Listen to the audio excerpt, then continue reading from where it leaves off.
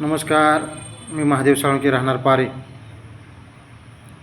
महाराष्ट्रातील लाल कांद्यावर केंद्र शासनानं 40% निर्यात कर लावला. असं जगात कुठं झालं नव्हतं की शेतीच्या मालावर 40% टॅक्स. आणि मोदी सरकारनं हा शेतमालाचा कांदा पिकल्यानंतर 40% टॅक्स लावला आणि शेतकऱ्यांना माल विक्रीतून अडचणीत आणलं. शेतकऱ्यांचं लाख करोड रुपयाचं नुकसान केलं.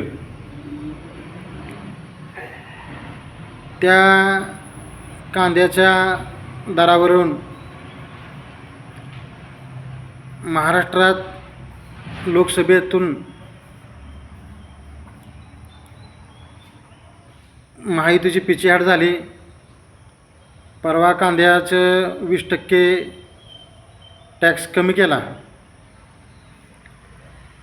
20% टॅक्स कमी केल्यानंतर महाराष्ट्रातील महायुतीचे काही नेते, केंद्रातील भाजपचे नेते, जेणेकरून शेतकऱ्यांना मोठा प्रतिसाद दिल्यावानी छाती बडवून घ्यायला लागले. 20% टॅक्स कमी केला, 20% टॅक्स कमी केला म्हणून.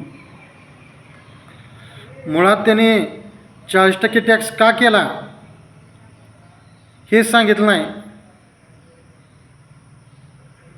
असं जगात कुठं घडलं नव्हतं. तसं पहिल्यांदा भारतात घडलं की महाराष्ट्राच्या पिकावर 40% टॅक्स लावला. इथून पुढच्याही काळात केंद्र शासन महाराष्ट्रातलं डाळिंब असू द्या, द्राक्ष असू द्या, केळी असू द्या, पपई असू द्या, अशा अनेक गोष्टीवर टॅक्स लावू शकतं.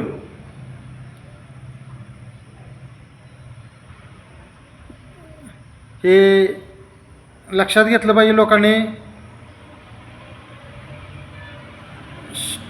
शेतकरी विरोधी सगळ्या भूमिका असणारं हे सरकार येणाऱ्या विधानसभेतून हे घालवलं पाहिजे.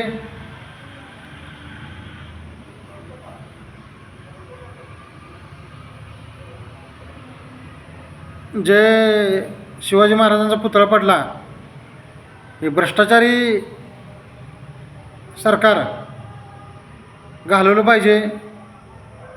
जय हिंद, जय महाराष्ट्र.